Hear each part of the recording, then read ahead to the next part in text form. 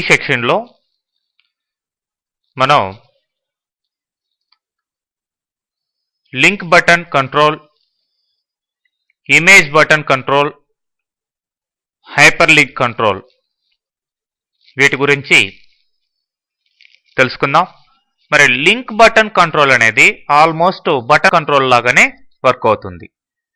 ఇది కూడా link button కూడా ఫామ్స్ని సబ్మిట్ చేసేదానికి ఉపయోగపడుతుంది అన్నమాట.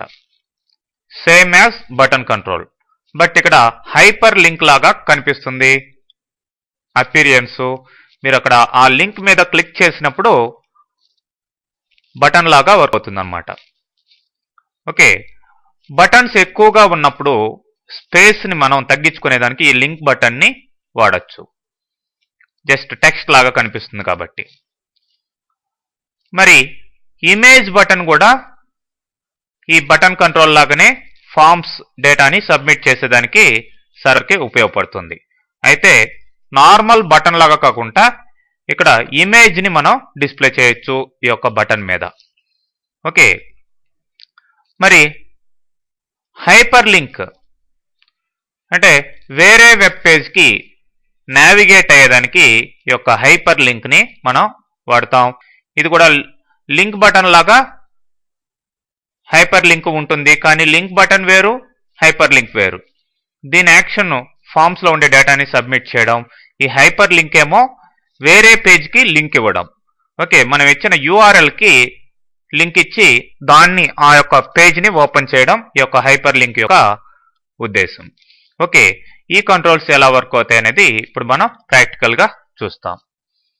మరి లింక్ బటన్ దీని మీద క్లిక్ చేయండి. ఇక్కడ లింక్ బటన్ కంట్రోల్ రావడం జరిగింది. మరి ఇక్కడ టెక్స్ట్ కావాల్సి ఉంటే మీరు ఇట్లా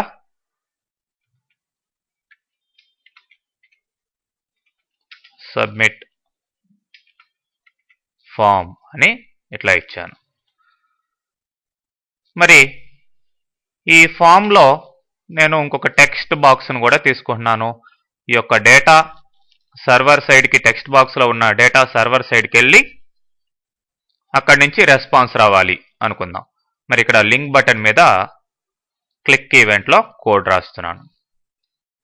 చూడండి, ఈ ఈవెంట్ అనేది ఇక్కడ నుంచి ఇక్కడ దాకా ఎండ్ అవుతుంది. ఈ మధ్యలో మనం కోడింగ్ రాయాల్సిన అవసరం ఉంటుంది, విజువల్ బేసిక్ కోడింగ్ అయితే.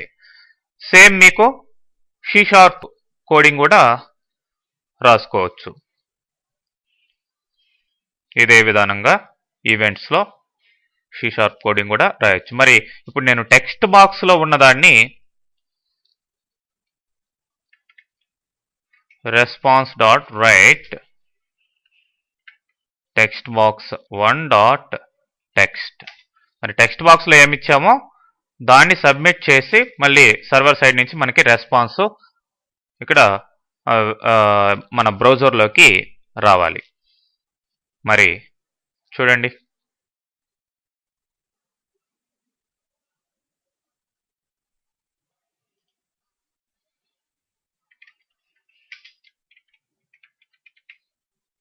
ఓకే, ఈ టెక్స్ట్ బాక్స్లో ఇవ్వడం జరిగింది. ఇప్పుడు ఆ యొక్క లింక్ బటన్ నేను క్లిక్ చేస్తున్నాను. సో ఇది ఈ డేటాని సబ్మిట్ చేయడం జరిగింది. మరి అక్కడి నుంచి రెస్పాన్స్ కూడా వచ్చి మన యొక్క వెబ్ పేజ్లో డిస్ప్లే కావడం జరిగింది. ఓకే,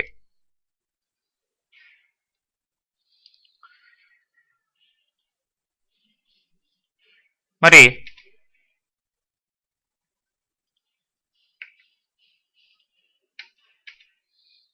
ఇలానే ఇమేజ్ బటన్ అనేది కూడా ఉంటుంది. ఇమేజ్ బటన్ కూడా సిమిలర్ వర్క్, బట్ ఇక్కడ ఇమేజ్ని మనం ప్రాపర్టీస్లో ఇమేజ్ URL ఇవ్వాల్సిన అవసరం ఉంటుంది. సో ఇక్కడ క్లిక్ చేయండి. ఇమేజ్ ఆల్రెడీ ఈ యొక్క వెబ్సైట్ 1 అనే దగ్గర నేను ఒక GIF ఇమేజ్ని ప్లేస్ చేస్తున్నాను ఆల్రెడీ. మీరు కూడా ఆ విధంగా ఒక ఇమేజ్ని తీసుకొచ్చి ఆ లొకేషన్లో ప్లేస్ చేసుకోండి. మరి ఇప్పుడు ఆ ఇమేజ్ని నేను ఓకే చేస్తున్నాను. సో ఆ ఇమేజ్ ఇక్కడ వచ్చేస్తుంది.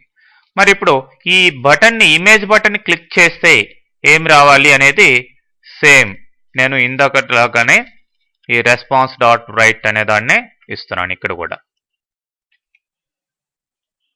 ఓకే, మళ్ళీ రన్ చేసి చూస్తాం.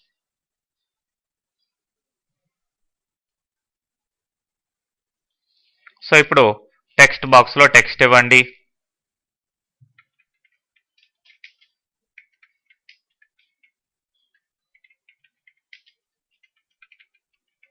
సో ఇక్కడ ఇమేజ్ డిస్ప్లే అవుతుంది. ఇమేజ్ మీద క్లిక్ చేయండి. సో రెస్పాన్స్ మనకి రావడం జరిగింది. డేటా సబ్మిట్ కావడం జరిగింది. అక్కడి నుంచి రెస్పాన్స్ కూడా రావడం జరిగింది. ఓకే, సో మొత్తానికి మీకు ఈ button, link button, image button మూడిటి బిహేవియర్ కూడా ఒకటే. బట్ అయితే మీ ఫామ్ మీద అపియరెన్స్ మాత్రం మారుతుంది. మరి నెక్స్ట్ హైపర్ లింక్. మరి హైపర్ లింక్ని ఇక్కడ క్రియేట్ చేస్తున్నాను. మరి దీనికి వేరే పేజ్కి లింక్ చేయాల్సిన అవసరం ఉంది. మరి ఆ పేజ్ ఏదో ఇంకొకటి క్రియేట్ చేస్తాం. సొల్యూషన్ ఎక్స్ప్లోరర్లోకి వెళ్ళండి. ఇప్పుడు ఇంకొక పేజ్ని నేను క్రియేట్ చేస్తున్నాను. వెబ్ ఫామ్, ఓకే, డిఫాల్ట్ 2 అనే దాన్ని ఇక్కడ క్రియేట్ చేస్తున్నాను. సో ఇందులో సమ్ కంట్రోల్స్ జస్ట్ ప్లేస్ చేస్తాం. ఓకే, ఇప్పుడు మన నార్మల్ ఫస్ట్ వెబ్ పేజ్కి వెళ్తున్నాం. ఇక్కడ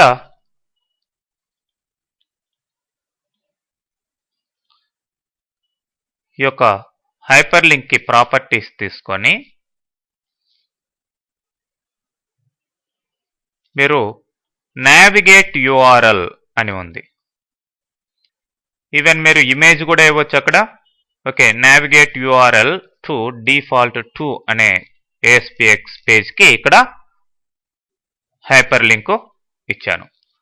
ఓకే, ఇప్పుడు రన్ చేయండి.